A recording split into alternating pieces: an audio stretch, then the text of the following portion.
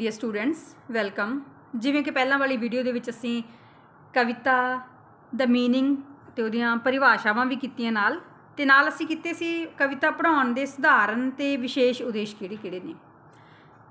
ਹੁਣ ਅਸੀਂ ਗੱਲ ਕਰਾਂਗੇ ਕਿ ਜਦੋਂ ਕਵਿਤਾ ਵੱਖ-ਵੱਖ ਲੈਵਲਸ ਦੇ ਉੱਪਰ ਪੜ੍ਹਾਈ ਜਾਂਦੀ ਹੈ, ਜਿਵੇਂ ਕਿ ਪ੍ਰਾਇਮਰੀ ਲੈਵਲ ਹੋ ਗਿਆ, ਮਿਡਲ ਸ਼੍ਰੇਣੀਆਂ ਨੇ ਤੇ ਉੱਚ ਪੱਧਰ ਹੁੰਦਾ ਹੈ, ਤਾਂ ਇਹਨਾਂ ਸਾਰੇ ਪੱਧਰਾਂ ਦੇ ਉੱਪਰ ਜਿਹੜੀ ਕਵਿਤਾ ਪੜ੍ਹਾਈ ਜਾਂਦੀ ਹੈ ਉਹਦੇ ਪੜ੍ਹਾਉਣ ਦੇ ਉਦੇਸ਼ ਕੀ ਨੇ, ਮੀਨਸ ਕਿਹੜੇ ਪਰਪਸ ਨੂੰ ਸਾਹਮਣੇ ਧਿਆਨ ਵਿੱਚ ਰੱਖ ਕੇ ਜਿਹੜੀ ਕਵਿਤਾ ਉਹ ਬੱਚਿਆਂ ਨੂੰ ਪੜ੍ਹਾਈ ਜਾਂਦੀ ਹੈ। ਸਭ ਤੋਂ ਪਹਿਲਾਂ ਅਸੀਂ ਇਹਦੇ ਵਿੱਚ ਗੱਲ ਕਰਾਂਗੇ ਪ੍ਰਾਇਮਰੀ ਪੱਧਰ ਤੇ ਕਵਿਤਾ ਅਧਿਆਪਨ ਦੇ ਉਦੇਸ਼। ਇਹ ਬੱਚੇ ਤੁਹਾਨੂੰ ਸ਼ਾਰਟ ਨੋਟ ਵੀ ਆ ਸਕਦਾ ਹੈ ਕਿ ਪ੍ਰਾਇਮਰੀ ਲੈਵਲ ਤੇ ਕਵਿਤਾ ਪੜ੍ਹਾਉਣ ਦੇ ਕਿਹੜੇ ਉਦੇਸ਼ ਨੇ, ਜਾਂ ਮਿਡਲ ਲੈਵਲ ਤੇ ਜਾਂ ਫਿਰ ਉੱਚ ਪੱਧਰ ਤੇ। ਸਭ ਤੋਂ ਪਹਿਲਾਂ ਅਸੀਂ ਗੱਲ ਕਰਾਂਗੇ ਪ੍ਰਾਇਮਰੀ ਪੱਧਰ ਵਾਲੇ। ਕਵਿਤਾ ਵਿੱਚ ਰੁਚੀ ਪੈਦਾ ਕਰਨਾ ਸਭ ਤੋਂ ਪਹਿਲਾ ਉਦੇਸ਼, ਕਿ ਜਿਹੜੇ ਛੋਟੇ ਬੱਚੇ ਨੇ ਉਹਨਾਂ ਦੀ ਅਸੀਂ ਕਵਿਤਾ ਦੇ ਵਿੱਚ ਰੁਚੀ ਪੈਦਾ ਕਰਨੀ ਹੈ, ਤਾਂ ਜੋ ਜਿਹੜੇ ਬੱਚੇ ਨੇ ਜਿਉਂ-ਜਿਉਂ ਉਹ ਵੱਡੀਆਂ ਕਲਾਸਿਸ ਦੇ ਵਿੱਚ ਹੋਣਗੇ ਉਹਨਾਂ ਨੂੰ ਸਟੱਡੀ ਦੇ ਵਿੱਚ ਇੰਟਰਸਟ ਪੈਦਾ ਹੋ ਸਕੇ। ਕਵਿਤਾ ਨੂੰ ਲੈ ਅਤੇ ਸੁਰ ਵਿੱਚ ਪੜ੍ਹਨਾ ਸਿਖਾਉਣਾ ਅਗਲਾ ਪਰਪਸ, ਅਗਲਾ ਉਦੇਸ਼, ਕਿ ਜਿਹੜੇ ਬੱਚੇ ਨੇ ਉਹਨਾਂ ਨੂੰ ਕਵਿਤਾ ਅਸੀਂ ਪੜ੍ਹਨੀ ਸਿਖਾਉਣੀ ਹੈ। ਕਿਸ ਤਰੀਕੇ ਨਾਲ? ਪ੍ਰੋਪਰ ਲੈ ਤੇ ਸੁਰ ਦੇ ਵਿੱਚ। ਤੁਸੀਂ ਵੀ ਦੇਖਿਆ ਹੋਵੇਗਾ ਸਕੂਲਾਂ ਦੇ ਵਿੱਚ ਜਾਂ ਘਰ ਦੇ ਵਿੱਚ ਜਿਹੜੇ ਬੱਚੇ ਛੋਟੇ ਹੈ ਤਾਂ ਉਹ ਕਵਿਤਾ ਨੂੰ ਕਿੰਨੇ ਵਧੀਆ ਤਰੀਕੇ ਨਾਲ ਰੀਸਾਈਟ ਕਰ ਰਹੇ ਹੁੰਦੇ ਨੇ, ਬੋਲ ਰਹੇ ਹੁੰਦੇ ਨੇ, ਗਾ ਰਹੇ ਹੁੰਦੇ ਨੇ। ਇਹ ਕਿ ਉਹਨਾਂ ਨੂੰ ਸਿਖਾਈ ਜਾਂਦੀ ਹੈ ਕਿ ਤੁਸੀਂ ਇਹ ਲੈ ਤੇ ਸੁਰ ਦੇ ਵਿੱਚ ਇਹਨੂੰ ਇਸ ਤਰੀਕੇ ਨਾਲ ਹੀ ਪੜ੍ਹਨਾ ਹੈ ਜਾਂ ਇਹਨੂੰ ਗਾਉਣਾ ਹੈ। ਨੈਕਸਟ ਹੈ ਕਵਿਤਾ ਦੀ ਗਤੀ ਅਤੇ ਲੈ ਬਾਰੇ ਗਿਆਨ ਦੇਣਾ। ਹੁਣ ਇਹ ਕਵਿਤਾ ਦੇ ਉੱਪਰ ਡਿਪੈਂਡ ਕਰਦਾ ਕਿ ਉਹਦੀ ਸਪੀਡ ਕਿੰਨੀ ਰੱਖਣੀ ਹੈ, ਮੀਨਸ ਕਿਸ ਤਰ੍ਹਾਂ ਦੀ ਕਵਿਤਾ ਹੈ। ਜੇਕਰ ਗੀਤ ਵਾਂਗੂ ਹੋਏਗੀ ਤਾਂ ਉਹਨੂੰ ਗਾਇਆ ਜਾ ਸਕਦਾ, ਮੀਨਸ ਉਹਦੀ ਜਿਹੜੀ ਗਤੀ ਹੈ ਉਹ ਥੋੜ੍ਹਾ ਹੌਲੀ ਰੱਖਣੀ ਪਏਗੀ, ਅਤੇ ਲੈ ਵੀ ਉਹਦੀ ਜਿਵੇਂ ਗੀਤ ਦੀ ਹੁੰਦੀ ਹੈ ਉਸ ਤਰੀਕੇ ਨਾਲ ਹੀ ਬਣਾਉਣੀ ਪਏਗੀ। ਨੈਕਸਟ ਹੈ ਸਮੂਹਿਕ ਗੀਤ ਗਾਉਣ ਦੀ ਜਾਂਚ ਸਿਖਾਉਣਾ। ਸਮੂਹਿਕ ਗੀਤ ਮੀਨਸ ਗਰੁੱਪ ਦੇ ਵਿੱਚ ਬੱਚੇ ਗਾਉਂਦੇ ਹੈ ਕਵਿਤਾ ਨੂੰ, ਤਾਂ ਉਹ ਅਸੀਂ ਨੇ ਬੱਚਿਆਂ ਨੂੰ ਗਾਉਣੀ ਸਿਖਾਉਣੀ ਹੈ ਕਿ ਤੁਸੀਂ ਇੱਕ ਜਿਹੜੀ ਕਵਿਤਾ ਹੈ ਉਹਨੂੰ ਪੂਰੇ ਗਰੁੱਪ ਦੇ ਵਿੱਚ ਮਿਲ ਕੇ ਕਿਸ ਤਰੀਕੇ ਨਾਲ ਗਾ ਸਕਦੇ ਹੋ। ਹੁਣ ਗਾਉਣਗੇ ਕਿਵੇਂ ਬੱਚੇ? ਜਦੋਂ ਉਹਨਾਂ ਨੂੰ ਪ੍ਰੋਪਰ ਗਤੀ, ਲੈ ਤੇ ਸੁਰ ਦਾ ਗਿਆਨ ਹੋਏਗਾ। ਨੈਕਸਟ ਹੈ ਕਵਿਤਾ ਪੜ੍ਹ ਕੇ ਆਨੰਦ ਦੀ ਪ੍ਰਾਪਤੀ ਕਰਨਾ। ਅਗਲਾ ਉਦੇਸ਼, ਕਿ ਜਿਹੜੇ ਬੱਚੇ ਨੇ ਉਹਨਾਂ ਨੂੰ ਆਨੰਦ ਮਹਿਸੂਸ ਕਰਾਉਣਾ। ਕਦੋਂ? ਜਦੋਂ ਉਹ ਕਵਿਤਾ ਨੂੰ ਪੜ੍ਹ ਰਹੇ ਨੇ, ਮੀਨਸ ਉਹਨਾਂ ਨੂੰ ਇਸ ਤਰੀਕੇ ਨਾਲ ਹੀ ਕਵਿਤਾ ਪੜ੍ਹਨੀ ਸਿਖਾਈ ਜਾਏਗੀ ਕਿ ਉਹ ਖੁਦ ਉਹਨਾਂ ਨੂੰ ਲੱਗੇ ਕਿ ਕਵਿਤਾ ਪੜ੍ਹ ਕੇ ਬਹੁਤ ਆਨੰਦ ਆ ਰਿਹਾ ਹੈ। ਕਵਿਤਾ ਨੂੰ ਨਾਟਕਮਈ ਢੰਗ ਨਾਲ ਪੜ੍ਹਨ ਦੀ ਜਾਂਚ ਸਿਖਾਉਣੀ। ਹੁਣ ਕੁਝ ਕਵਿਤਾਵਾਂ ਨਾਟਕ ਰੂਪ ਦੀਆਂ ਹੁੰਦੀਆਂ ਨੇ ਅਤੇ ਉਹਨਾਂ ਨੂੰ ਉਸ ਢੰਗ ਨਾਲ ਅਸੀਂ ਪੜ੍ਹਨ ਦੀ ਜਾਂਚ ਸਿਖਾਉਣੀ ਹੈ ਬੱਚੇ ਨੂੰ, ਤਾਂ ਜੋ ਬੱਚੇ ਨੂੰ ਸਮਝ ਆ ਜਾਏ ਕਿ ਇੱਕ ਜਿਹੜਾ ਨਾਟਕ ਹੈ ਉਹਨੂੰ ਕਵਿਤਾ ਦੇ ਰੂਪ ਵਿੱਚ ਵੀ ਲਿਖਿਆ ਜਾ ਸਕਦਾ ਹੈ। ਕਵਿਤਾ ਪ੍ਰਤੀ ਪਿਆਰ ਪੈਦਾ ਕਰਨਾ। ਹੁਣ ਕਵਿਤਾ ਦੇ ਪ੍ਰਤੀ ਅਸੀਂ ਰੁਚੀ ਵੀ ਪੈਦਾ ਕਰਨੀ ਹੈ, ਉਹਨੂੰ ਸੁਰ ਤੇ ਲੈ ਦੇ ਵਿੱਚ ਪੜ੍ਹਨਾ ਵੀ ਸਿਖਾਉਣਾ ਹੈ, ਬੱਚਿਆਂ ਨੂੰ ਨੌਲੇਜ ਵੀ ਦੇਣੀ ਹੈ, ਅਤੇ ਨਾਲ ਅਸੀਂ ਬੱਚਿਆਂ ਦੀ ਜਿਹੜੀ ਰੁਚੀ ਹੈ ਉਹ ਕਵਿਤਾ ਦੇ ਪ੍ਰਤੀ ਜਿਹੜਾ ਪਿਆਰ ਹੈ ਉਹ ਵੀ ਪੈਦਾ ਕਰਨਾ ਹੈ। ਕਿਉਂਕਿ ਬੱਚੇ ਜੇਕਰ ਕਵਿਤਾ ਨੂੰ ਪਿਆਰ ਕਰਨਗੇ ਤਾਂ ਉਹ ਉਹਦੇ ਨਾਲ ਰਿਲੇਟਡ ਜਿਹੜੀਆਂ ਹੋਰ ਕਵਿਤਾਵਾਂ ਨੇ ਜ਼ਰੂਰ ਲੱਭਣਗੇ, ਕਿਉਂਕਿ ਉਹਨਾਂ ਨੂੰ ਲੱਗੇਗਾ ਕਿ ਇਹ ਜਿਹੜੀ ਕਵਿਤਾ ਅਸੀਂ ਪੜ੍ਹੀ ਹੈ ਬਹੁਤ ਵਧੀਆ ਹੈ। ਨੈਕਸਟ ਹੈ ਬੱਚਿਆਂ ਨੂੰ ਅੱਗੋਂ ਅਸੀਂ ਉਹਨਾਂ ਦੇ ਵਿੱਚ ਯੋਗਤਾ ਵਿਕਸਿਤ ਕਰਨੀ ਹੈ। ਕਿਸ ਤਰ੍ਹਾਂ ਦੀ? ਕਿ ਉਹ ਕਵਿਤਾ ਨੂੰ ਸਟੇਜ ਦੇ ਉੱਪਰ ਅਭਿਨੈ ਮੀਨਸ ਨਾਟਕ ਕਰਦੇ ਹੋਏ ਜਾਂ ਕੋਈ ਐਕਟ ਕਰਦੇ ਹੋਏ ਪੜ੍ਹ ਸਕਣ। ਇਸ ਤਰ੍ਹਾਂ ਦੀ ਅਸੀਂ ਬੱਚਿਆਂ ਵਿੱਚ ਯੋਗਤਾ ਪੈਦਾ ਕਰਨੀ, ਮੀਨਸ ਕੋਈ ਕਹਾਣੀ ਦੀ ਤਰ੍ਹਾਂ ਬੱਚੇ ਉੱਥੇ ਐਕਟ ਕਰਨਗੇ। ਕਵਿਤਾ ਨੂੰ ਬੋਲਿਆ ਜਾਏਗਾ, ਕੁਝ ਬੱਚੇ ਬੋਲਣਗੇ ਅਤੇ ਬਾਕੀ ਜਿਹੜਾ ਬੱਚਾ ਗਰੁੱਪ ਹੋਏਗਾ ਉਹ ਸਟੇਜ ਦੇ ਉੱਪਰ ਉਹਦੇ ਅਕੋਰਡਿੰਗ ਜਿਹੜਾ ਅਭਿਨੈ ਜਾਂ ਜਿਹੜਾ ਨਾਟਕ ਹੈ ਉਹ ਕਰਨਗੇ। ਨੈਕਸਟ ਹੈ ਬੱਚਿਆਂ ਅੰਦਰ ਛੋਟੇ ਪੱਧਰ ਦੀ ਤੁਕਬੰਦੀ ਕਰਨ ਲਈ ਉਤਸ਼ਾਹਿਤ ਕਰਨਾ। ਮੀਨਸ ਜਿਹੜੇ ਬੱਚੇ ਛੋਟੇ ਨੇ, ਅਸੀਂ ਪ੍ਰਾਇਮਰੀ ਲੈਵਲ ਦੀ ਗੱਲ ਕਰ ਰਹੇ ਹਾਂ, ਤਾਂ ਅਸੀਂ ਉਹਨਾਂ ਨੂੰ ਆਪਣੇ ਆਪ ਜਿਹੜੀ ਛੋਟੀ ਜਿਹੀ ਕਵਿਤਾ ਬਣਾਉਣ ਦੇ ਲਈ ਉਤਸ਼ਾਹਿਤ ਕਰਨ ਦੇ ਯੋਗ ਬਣਾਉਣਾ ਹੈ ਕਿ ਬੱਚੇ ਖੁਦ ਲਿਖ ਸਕਣ। ਨੈਕਸਟ ਹੈ ਜਾਨਵਰਾਂ ਅਤੇ ਪੰਛੀਆਂ ਅਤੇ ਪਰੀਆਂ ਨਾਲ ਸੰਬੰਧਿਤ ਕਵਿਤਾਵਾਂ ਸੁਣਾਉਣਾ। ਅਗਲਾ ਉਦੇਸ਼, ਕਿ ਜਿਹੜੇ ਬੱਚੇ ਨੇ ਅਸੀਂ ਉਹਨਾਂ ਨੂੰ ਅਲੱਗ-ਅਲੱਗ ਤਰ੍ਹਾਂ, ਜਿਵੇਂ ਕਿ ਜਾਨਵਰਾਂ ਨਾਲ ਸੰਬੰਧਿਤ ਕਹਾਣੀਆਂ ਵੀ ਹੁੰਦੀਆਂ ਨੇ, ਪੰਛੀਆਂ ਨਾਲ ਅਤੇ ਪਰੀਆਂ ਨਾਲ ਸੰਬੰਧਿਤ, ਉਹ ਉਹਨਾਂ ਨੂੰ ਸੁਣਾਉਣਾ, ਤਾਂ ਜੋ ਇੱਕ ਤਾਂ ਬੱਚਿਆਂ ਦੇ ਵਿੱਚ ਜਿਹੜੀ ਲਿਸਨਿੰਗ ਸਕਿੱਲ ਹੈ ਉਹ ਡਿਵੈਲਪ ਹੋ ਸਕੇ, ਅਤੇ ਨਾਲ ਜਿਹੜੇ ਬੱਚੇ ਨੇ ਉਹਦੇ ਵਿੱਚ ਮੋਰਲ ਵੈਲਿਊਜ਼ ਵੀ ਪੈਦਾ ਹੋ ਸਕਣ, ਅਤੇ ਜਿਹੜੇ ਬੱਚੇ ਨੇ ਉਹ ਸਹੀ ਤਰੀਕੇ ਨਾਲ ਪੜ੍ਹਨ ਦੇ ਵੱਲ ਵੀ ਇੰਟਰਸਟ ਲੈਣਾ ਸ਼ੁਰੂ ਕਰ ਦੇਣ। ਹੁਣ ਅਸੀਂ ਗੱਲ ਕਰਾਂਗੇ ਮਿਡਲ ਸ਼੍ਰੇਣੀਆਂ ਲਈ ਕਵਿਤਾ ਅਧਿਆਪਨ ਦੇ ਉਦੇਸ਼। ਹੁਣ ਜੋ ਮਿਡਲ ਲੈਵਲ 'ਤੇ ਕਵਿਤਾ ਪੜ੍ਹਾਈ ਜਾਂਦੀ ਹੈ ਉਹਨੂੰ ਪੜ੍ਹਾਉਣ ਦੇ ਕਿਹੜੇ ਉਦੇਸ਼ ਨੇ? ਪਹਿਲਾ ਹੈ ਬੱਚਿਆਂ ਅੰਦਰ ਕਾਵਿਕ ਰੁਚੀਆਂ ਪੈਦਾ ਕਰਨਾ, ਮੀਨਸ ਕਵਿਤਾ ਨਾਲ ਸੰਬੰਧਿਤ ਰੁਚੀਆਂ ਪੈਦਾ ਕਰਨਾ। ਕਾਵਿਕ ਹੁੰਦਾ ਹੈ ਕਵਿਤਾ ਨਾਲ ਸੰਬੰਧਿਤ ਰੁਚੀਆਂ, ਜਿਵੇਂ ਕਿ ਤੁਸੀਂ ਕਿਵੇਂ ਪੜ੍ਹਨਾ ਹੈ, ਕਿਸ ਤਰ੍ਹਾਂ ਦੀ ਕਵਿਤਾ ਬੱਚੇ ਨੂੰ ਪਸੰਦ ਆਉਂਦੀ ਹੈ, ਤਾਂ ਉਹ ਕਵਿਤਾ ਦੇ ਉੱਪਰ ਡਿਪੈਂਡ ਕਰਦਾ ਹੈ। ਕਿਉਂਕਿ ਜੇਕਰ ਅਸੀਂ ਇੱਕ ਕਵਿਤਾ ਪੜ੍ਹਦੇ ਹਾਂ ਤਾਂ ਨਿਰਾਮ ਚਾਤਰਿਕ ਦੀ, ਤਾਂ ਹੋ ਸਕਦਾ ਤੁਹਾਨੂੰ ਜਿਹੜੀ ਹੋਰ ਕਵਿਤਾ ਉਹ ਪ੍ਰੋਫੈਸਰ ਪੂਰਨ ਸਿੰਘ ਦੀ ਵਧੀਆ ਲੱਗਦੀ ਹੋਵੇ। ਤਾਂ ਇਹ ਸੀ ਜੋ ਕਵਿਤਾ ਨੂੰ ਪੜ੍ਹਾਉਣ ਦੇ ਉਦੇਸ਼ ਨੇ, ਕਿ ਬੱਚਿਆਂ ਅੰਦਰ ਅਲੱਗ-ਅਲੱਗ ਲੇਖਕਾਂ ਨੇ ਜਿਹੜੀਆਂ ਰਚੀਆਂ ਹੋਈਆਂ ਕਵਿਤਾਵਾਂ ਨੇ, ਲਿਖੀਆਂ ਹੋਈਆਂ ਕਵਿਤਾਵਾਂ ਨੇ, ਉਹਨਾਂ ਦੇ ਪ੍ਰਤੀ ਅਸੀਂ ਨੇ ਰੁਚੀ ਪੈਦਾ ਕਰਨੀ ਹੈ। ਨੈਕਸਟ ਹੈ ਬੱਚਿਆਂ ਨੂੰ ਚੰਗੀਆਂ ਕਵਿਤਾਵਾਂ ਯਾਦ ਕਰਨ ਲਈ ਪ੍ਰੇਰਨਾ। ਅਗਲਾ ਉਦੇਸ਼ ਕਿ ਜਿਹੜੇ ਬੱਚੇ ਨੇ ਜੋ ਵੀ ਚੰਗੀਆਂ ਕਵਿਤਾਵਾਂ ਲਿਖੀਆਂ ਹੁੰਦੀਆਂ ਨੇ, ਮੀਨਜ਼ ਭਾਵੇਂ ਸਿਲੇਬਸ ਨਾਲ ਸੰਬੰਧਿਤ ਨੇ ਭਾਵੇਂ ਆਊਟ ਆਫ ਸਿਲੇਬਸ ਨੇ, ਉਹਨਾਂ ਨੂੰ ਯਾਦ ਕਰਨ ਦੇ ਲਈ ਪ੍ਰੇਰਨਾ, ਉਹਨਾਂ ਨੂੰ ਮੋਟੀਵੇਟ ਕਰਨਾ ਬੱਚਿਆਂ ਨੂੰ, ਤਾਂ ਜੋ ਜੇਕਰ ਕੋਈ ਵੀ ਕੰਪੀਟੀਸ਼ਨ ਆਉਂਦਾ ਹੈ ਤਾਂ ਬੱਚੇ ਉਹਦੇ ਵਿੱਚ ਜਿਹੜੀ ਆਪਣੀ ਪੋਇਮ ਹੈ, ਕਵਿਤਾ, ਉਹਨੂੰ ਬੋਲ ਸਕਣ। ਕਿਉਂਕਿ ਜੋ ਕੋਈ ਵੀ ਕੰਪੀਟੀਸ਼ਨ ਹੁੰਦਾ ਉਹਦਾ ਇਹ ਰੂਲ ਹੁੰਦਾ ਕਿ ਬੱਚੇ ਨੂੰ ਔਰਲ ਯਾਦ ਹੋਣੀ ਚਾਹੀਦੀ ਹੈ ਕਵਿਤਾ, ਬੱਚਾ ਤਾਂ ਹੀ ਉਹਦੇ ਵਿੱਚ ਪਾਰਟੀਸਪੇਟ ਕਰ ਸਕਦਾ ਹੈ। ਨੈਕਸਟ ਹੈ ਬੱਚਿਆਂ ਅੰਦਰ ਸੁਹਜ ਬਿਰਤੀ ਪੈਦਾ ਕਰਨੀ। ਸੁਹਜ ਬਿਰਤੀ ਮੀਨਜ਼ ਜੋ ਚੀਜ਼ ਸੋਹਣੀ ਹੈ ਉਹਦੇ ਨਾਲ ਰਿਲੇਟਡ ਬੱਚੇ ਦਾ ਐਟੀਟਿਊਡ ਪੋਜ਼ਿਟਿਵ ਕਰਨਾ। ਕਿਉਂਕਿ ਜਿਹੜੀ ਚੀਜ਼ ਵਧੀਆ ਲੱਗਦੀ ਹੈ ਤਾਂ ਉਹਨੂੰ ਹੀ ਵਧੀਆ ਕਿਹਾ ਜਾਂਦਾ ਹੈ। ਹੁਣ ਜੇ ਕੋਈ ਚੀਜ਼ ਨਹੀਂ ਸੋਹਣੀ ਲੱਗੇਗੀ ਉਹਨੂੰ ਅਸੀਂ ਕਹਾਂਗੇ ਵੀ ਨਹੀਂ ਠੀਕ ਠੀਕ ਲੱਗ ਰਹੀ ਹੈ ਜਾਂ ਬਿਲਕੁਲ ਵਧੀਆ ਨਹੀਂ ਹੈਗੀ। ਹੁਣ ਇਸ ਤਰੀਕੇ ਨਾਲ ਜਿਹੜੀ ਕਵਿਤਾ ਹੈ ਤਾਂ ਬੱਚੇ ਉਹਨੂੰ ਐਪਰੀਸ਼ੀਏਟ ਕਰਨ ਦੇ ਯੋਗ ਹੋ ਸਕਣ ਕਿ ਹਾਂਜੀ ਇਹ ਜਿਹੜੀ ਕਵਿਤਾ ਬਹੁਤ ਅੱਛੀ ਲਿਖੀ ਹੋਈ ਹੈ, ਇਹਦੇ ਵਿੱਚ ਆ ਜਿਹੜੀ ਗੱਲ ਲਿਖੀ ਹੈ ਤਾਂ ਉਹ ਬਹੁਤ ਵਧੀਆ ਤਰੀਕੇ ਨਾਲ ਲਿਖੀ ਹੈ ਕਵੀ ਨੇ। ਮੀਨਜ਼ ਬੱਚੇ ਦੇ ਅੰਦਰ ਜਿਹੜਾ ਐਸਥੈਟਿਕ ਐਟੀਟਿਊਡ ਹੈ ਉਹ ਪੈਦਾ ਕਰਨਾ ਹੈ। ਬੱਚਿਆਂ ਅੰਦਰ ਕਲਪਨਾਮਈ ਉਡਾਰੀ ਲਾਉਣ ਦੀ ਯੋਗਤਾ ਪੈਦਾ ਕਰਨੀ। ਮੀਨਜ਼ ਬੱਚਿਆਂ ਨੂੰ ਕਲਪਨਾ ਕਰਨ ਦੇ ਯੋਗ ਬਣਾਉਣਾ। ਕਿਉਂਕਿ ਜਿੰਨੀਆਂ ਵੀ ਕਵਿਤਾਵਾਂ ਹੁੰਦੀਆਂ ਨੇ ਮੋਸਟਲੀ ਉਹ ਕਲਪਨਾਮਈ ਹੁੰਦੀਆਂ ਨੇ। ਮੀਨਜ਼ ਇਮੈਜਿਨ ਕੀਤਾ ਹੁੰਦਾ ਉਹਨਾਂ ਨੂੰ, ਰਿਐਲਿਟੀ ਨਾਲ ਸੰਬੰਧਿਤ ਵੀ ਹੁੰਦੀਆਂ ਨੇ ਬਟ ਮੋਸਟਲੀ ਇਮੈਜਨਰੀ ਹੁੰਦੀਆਂ ਨੇ, ਕਲਪਨਾ ਕੀਤੀ ਗਈ ਹੁੰਦੀ ਹੈ। ਕਲਪਨਾ ਕਰਨ ਦਾ ਮਤਲਬ ਇਹ ਹੁੰਦਾ ਕਿ ਰਿਐਲਿਟੀ ਦੇ ਨਾਲ ਉਹ ਸੰਬੰਧਿਤ ਥੋੜ੍ਹੀ ਬਹੁਤੀ ਕਰਕੇ ਉਹਨਾਂ ਦੇ ਵਿੱਚ ਜਿਹੜੀ ਜ਼ਿਆਦਾ ਇਮੈਜੀਨੇਸ਼ਨ ਵਾਲੀ ਟੱਚ ਦਿੱਤੀ ਜਾਂਦੀ ਹੈ। ਅਤੇ ਬੱਚਿਆਂ ਨੂੰ ਅਸੀਂ ਨੇ ਇਹ ਸਿਖਾਉਣਾ ਕਿ ਤੁਸੀਂ ਕਵਿਤਾ ਕਿਵੇਂ ਲਿਖ ਸਕਦੇ ਹੋ। ਅਸੀਂ ਛੋਟੇ ਬੱਚਿਆਂ ਨੂੰ ਕਵਿਤਾ ਲਿਖਣ ਦੇ ਲਈ ਦੇ ਰਹੇ ਹਾਂ ਕਿ ਤੁਸੀਂ ਆਪਣੇ ਸਕੂਲ ਦਾ ਬੈਗ ਹੈ ਜਾਂ ਤੁਹਾਡੀ ਪੰਜਾਬੀ ਦੀ ਪਾਠ ਪੁਸਤਕ ਹੈ ਉਹਦੇ 'ਤੇ ਕਵਿਤਾ ਲਿਖੋ, ਤਾਂ ਸਾਰੇ ਬੱਚੇ ਕਲਪਨਾ ਕਰਨਗੇ, ਇਮੈਜਿਨ ਕਰਨਗੇ ਕਿ ਮੈਂ ਪੰਜਾਬੀ ਦੀ ਕਵਿਤਾ ਬਾਰੇ ਕਿਸ ਤਰੀਕੇ ਨਾਲ 5, 7, 10 ਲਾਈਨਾਂ ਲਿਖਣੀ ਹੈ।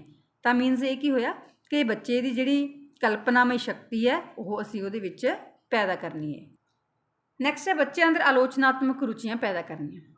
ਹੁਣ ਮਿਡਲ ਲੈਵਲ 'ਤੇ ਕਵਿਤਾ ਪੜ੍ਹਾਉਣ ਦਾ ਅਗਲਾ ਉਦੇਸ਼ ਕਿ ਬੱਚਿਆਂ ਦੇ ਵਿੱਚ ਜਿਹੜੀ ਆਲੋਚਨਾਤਮਕ ਸ਼ਕਤੀ ਹੈ, ਆਲੋਚਨਾਤਮਕ ਰੁਚੀ ਉਹ ਪੈਦਾ ਕਰਨੀ।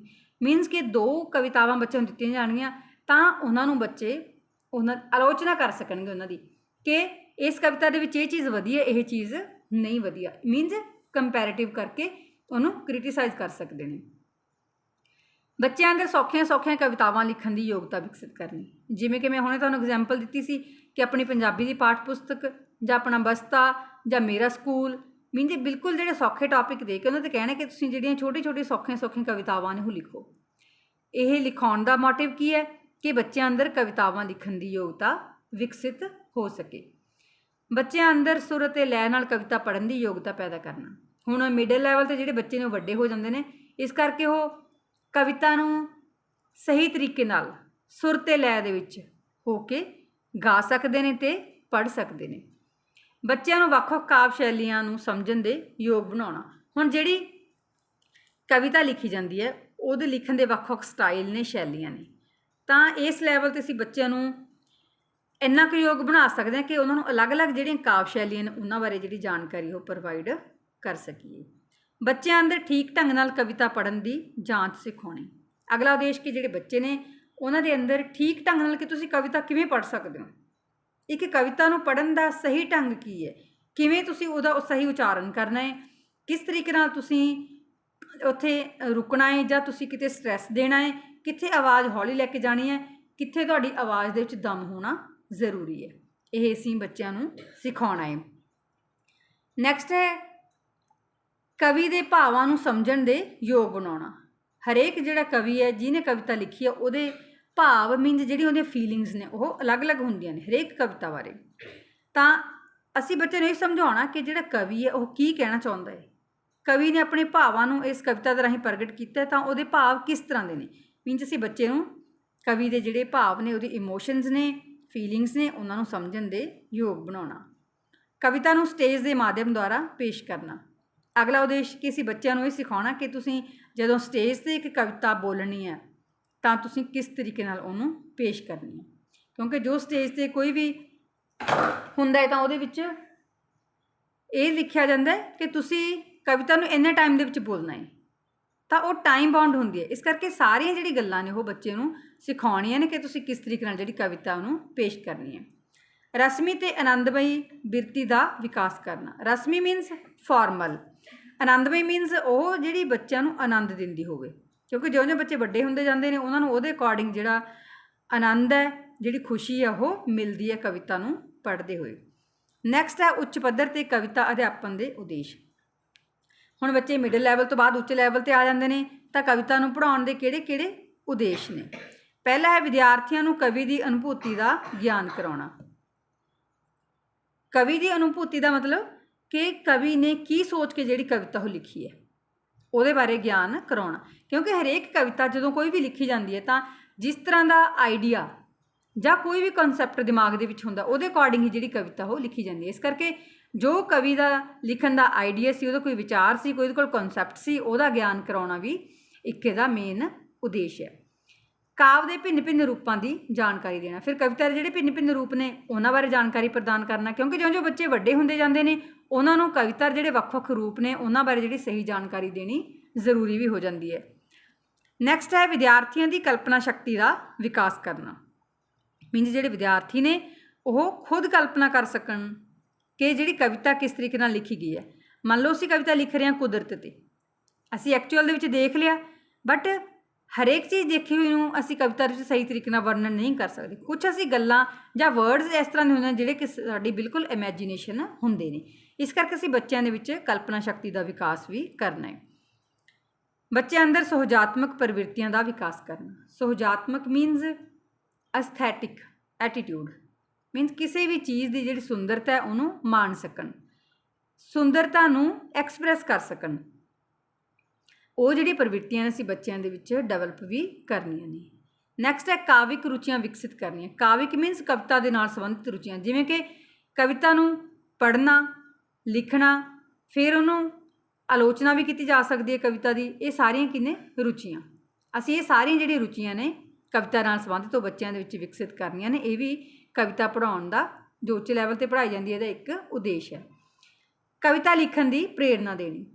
ਅਗਲਾ ਉਦੇਸ਼ ਕਿ ਜਿਹੜੇ ਬੱਚੇ ਨੇ ਇਸ ਲੈਵਲ 'ਤੇ ਹੋਰ ਵੀ ਜ਼ਿਆਦਾ ਵੱਡੇ ਹੋ ਜਾਂਦੇ ਨੇ, ਇਸ ਕਰਕੇ ਉਹਨਾਂ ਨੂੰ ਜਿਹੜੀ ਕਵਿਤਾ ਉਹ ਲਿਖਣ ਦੇ ਲਈ ਪ੍ਰੇਰਨਾ ਦੇਣੀ। ਹੁਣ ਕਵਿਤਾ ਲਿਖਣ ਦੇ ਲਈ ਪ੍ਰੇਰਨਾ ਕਦੋਂ ਦਿੱਤੀ ਜਾਏਗੀ? ਜਦੋਂ ਅਸੀਂ ਉਹਨਾਂ ਨੂੰ ਵਧੀਆ ਤਰੀਕੇ ਨਾਲ ਕਵਿਤਾ ਨੂੰ ਪੜ੍ਹਾਵਾਂਗੇ। ਨੈਕਸਟ ਹੈ ਵਿਦਿਆਰਥੀਆਂ ਨੂੰ ਕਵਿਤਾ ਨਾਲ ਜੁੜਨ ਦੀ ਪ੍ਰੇਰਨਾ ਦੇਣੀ। ਹੁਣ ਅਸੀਂ ਵਿਦਿਆਰਥੀਆਂ ਨੂੰ ਅਲੱਗ-ਅਲੱਗ ਤਰ੍ਹਾਂ ਦੇ ਲੇਖਕਾਂ ਦੀਆਂ ਜਿਹੜੀ ਕਵਿਤਾਵਾਂ ਨੇ ਉਹ ਪੜ੍ਹਨ ਲਈ ਦੇ ਕੇ ਅਸੀਂ ਕਵਿਤਾ ਦੇ ਨਾਲ ਜੁੜਨ ਦੇ ਲਈ ਮੋਟੀਵੇਟ ਵੀ ਕਰ ਸਕਦੇ ਹਾਂ। ਨੈਕਸਟ ਹੈ ਬੱਚਿਆਂ ਅੰਦਰ ਕਾਲਪਨਿਕ ਤੱਤਾਂ ਦੀ ਅਭਿਵਿਅਕਤੀ ਕਰਨਾ। ਕਾਲਪਨਿਕ ਤੱਤ ਕਿਹੜੇ? ਮੀਨਸ ਜਿਨ੍ਹਾਂ ਨੂੰ ਅਸੀਂ ਖੁਦ ਇਮੈਜਿਨ ਕਰਦੇ ਹਾਂ, ਕਲਪਨਾ ਕਰਦੇ ਹਾਂ ਜਿਨ੍ਹਾਂ ਦੀ ਅਸੀਂ, ਉਹਨਾਂ ਤੱਤਾਂ ਦੀ ਅਭਿਵਿਅਕਤੀ ਕਰਨ ਦਾ ਮੀਨਸ ਉਹਨਾਂ ਦੇ ਵਿੱਚ ਪੈਦਾ ਕਰਨਾ ਕਿ ਬੱਚੇ ਕਿਸ ਤਰੀਕੇ ਨਾਲ ਕਵਿਤਾ ਦੇ ਵਿੱਚ ਜਿਹੜੇ ਕਲਪਨਾਮਈ ਤੱਤ ਨੇ ਉਹਨਾਂ ਦੀ ਵਰਤੋਂ ਕਰ ਸਕਦੇ ਨੇ। ਨੈਕਸਟ ਹੈ ਕਵੀ ਦੇ ਅਨੁਭਵ ਨੂੰ ਸਮਝਣ ਦਾ ਯਤਨ ਕਰਨਾ ਅਤੇ ਉਸਦੇ ਭਾਵ ਨੂੰ ਵਿਦਿਆਰਥੀਆਂ ਤੱਕ ਪਹੁੰਚਾਉਣਾ। ਹੁਣ ਕਵਿਤਾ ਜਿਹੜੀ ਲਿਖੀ ਜਾਂਦੀ ਹੈ ਉਹ ਕਵੀ ਦਾ ਆਪਣਾ ਐਕਸਪੀਰੀਅੰਸ ਹੁੰਦਾ, ਉਹਦਾ ਅਨੁਭਵ ਹੁੰਦਾ ਹੈ। ਅਸੀਂ ਇਸ ਲੈਵਲ 'ਤੇ ਬੱਚਿਆਂ ਨੂੰ ਉਸ ਐਕਸਪੀਰੀਅੰਸ ਬਾਰੇ ਸਮਝਾਉਣ ਦਾ ਯਤਨ ਕਰਨਾ ਹੈ ਅਤੇ ਵਿਦਿਆਰਥੀਆਂ ਤੱਕ ਜਿਹੜਾ ਉਸ ਕਵਿਤਾ ਨੂੰ ਲਿਖਣ ਦਾ ਮੋਟਿਵ ਹੈ, ਉਦੇਸ਼ ਹੈ, ਉਹ ਵਿਦਿਆਰਥੀਆਂ ਤੱਕ ਪਹੁੰਚਾਉਣਾ ਹੈ। ਬੱਚਿਆਂ ਦੇ ਮਨੋਵੇਗਾਂ, ਮਨੋਭਾਵਾਂ ਅਤੇ ਮਨੋਵੇਗਾਂ ਨੂੰ ਸਹੀ ਸੇਧ ਦੇਣੀ। ਹੁਣ ਬੱਚਿਆਂ ਦੀਆਂ ਇਮੋਸ਼ਨਸ ਹੁੰਦੀਆਂ ਨੇ ਤਾਂ ਉਹਨਾਂ ਨੂੰ ਅਸੀਂ ਕਵਿਤਾ ਦੇ ਦੁਆਰਾ ਸਹੀ ਸੇਧ ਦੇਣੀ ਹੈ, ਕਿਉਂਕਿ ਇਸ ਉਮਰ ਦੇ ਵਿੱਚ ਜਿਹੜੇ ਬੱਚੇ ਨੇ ਉਹ ਬਿਨਾਂ ਕਿਸੇ ਗੱਲ 'ਤੇ ਗੁੱਸੇ ਵੀ ਹੋ ਜਾਂਦੇ ਨੇ, ਰੋਣ ਵੀ ਲੱਗ ਜਾਂਦੇ ਨੇ ਅਤੇ ਜਲਦੀ ਮੰਨ ਵੀ ਜਾਂਦੇ ਨੇ। ਇਹ ਬੱਚਿਆਂ ਦੇ ਇਮੋਸ਼ਨਸ ਨੇ, ਇਸ ਕਰਕੇ ਇਹਨਾਂ ਨੂੰ ਅਸੀਂ ਕਵਿਤਾਵਾਂ ਦੇ ਦੁਆਰਾ ਜਿਹੜੀ ਸਹੀ ਸੇਧ ਹੈ ਉਹ ਦੇ ਸਕਦੇ ਹਾਂ। ਬੱਚਿਆਂ ਨੂੰ ਕਵਿਤਾ ਦੀ ਬੋਲੀ ਅਤੇ ਸ਼ੈਲੀ ਦੇ ਦ੍ਰਿਸ਼ਟੀਕੋਣ ਤੋਂ ਕਵਿਤਾ ਦੀ ਸੁੰਦਰਤਾ ਦੀ ਪਰਖ ਕਰਨੀ ਸਿਖਾਉਣਾ। ਮੀਨਸ ਜਿਹੜੀ ਕਵਿਤਾ ਦੇ ਵਿੱਚ ਕਿਹੜੀ ਬੋਲੀ ਵਰਤੀ ਗਈ ਹੈ, ਕਿਹੜੀ ਉਹਦੇ 'ਚ ਸ਼ੈਲੀ ਹੈ, ਕਿਹੜਾ ਸਟਾਈਲ ਹੈ, ਉਹਦੇ ਦ੍ਰਿਸ਼ਟੀਕੋਣ ਤੋਂ ਕਵਿਤਾ ਕਿਸ ਤਰੀਕੇ ਦੀ ਹੈ, ਮੀਨਸ ਉਹਦੀ ਜਿਹੜੀ ਸੁੰਦਰਤਾ ਹੈ ਉਹਦੀ ਪਰਖ ਕਰਨੀ ਸਿਖਾਉਣਾ। ਹੁਣ ਕਵਿਤਾ ਦੀ ਸੁੰਦਰਤਾ ਕਵਿਤਾ ਦੀ ਬੋਲੀ ਅਤੇ ਸ਼ੈਲੀ ਤੋਂ ਪਰਖੀ ਜਾਏਗੀ। ਅੱਗੇ ਹੈ ਵਿਦਿਆਰਥੀਆਂ ਨੂੰ ਕਵੀ ਦਾ ਸੰਦੇਸ਼ ਨੂੰ ਪੜ੍ਹਨਾ। ਮੀਨਸ ਕਵੀ ਨੇ ਜਿਹਨੇ ਕਵਿਤਾ ਲਿਖੀ ਆ ਉਹਨੇ ਕੀ ਸੰਦੇਸ਼ ਦਿੱਤਾ ਉਹਨੂੰ ਪੜ੍ਹਨਾ ਸਿਖਾਉਣਾ। ਫਿਰ ਉਹਨੂੰ ਸਮਝਣਾ ਕਿ ਇਹ ਕਿਉਂ ਇਸ ਤਰ੍ਹਾਂ ਦਾ ਜਿਹੜਾ ਸਾਨੂੰ ਮੈਸੇਜ ਆ ਦਿੱਤਾ ਗਿਆ ਹੈ, ਫਿਰ ਉਹਨੂੰ ਮੰਨਣਾ, ਕਿਉਂਕਿ ਹਰੇਕ ਚੀਜ਼ ਨੂੰ ਇੰਜੋਏ ਕਰਨਾ ਵੀ ਜ਼ਰੂਰੀ ਹੁੰਦਾ ਹੈ। ਅਤੇ ਪਰਖਣ ਦੇ ਯੋਗ ਬਣਾਉਣਾ, ਪਰਖਣਾ ਮੀਨਸ ਉਹਨੂੰ ਇਹ ਦੇਖਣਾ ਕਿ ਇਹ ਸਿਊਟੇਬਲ ਹੈ ਕਵਿਤਾ ਦੇ ਅਕੋਰਡਿੰਗ ਜਾਂ ਨਹੀਂ ਹੈ। ਡੀਅਰ ਸਟੂਡੈਂਟਸ, ਇਹ ਸੀ ਵੱਖ ਵੱਖ ਪੱਧਰਾਂ ਦੇ ਉੱਪਰ ਕਵਿਤਾ ਪੜ੍ਹਾਉਣ ਦੇ ਉਦੇਸ਼। Thanks for watching.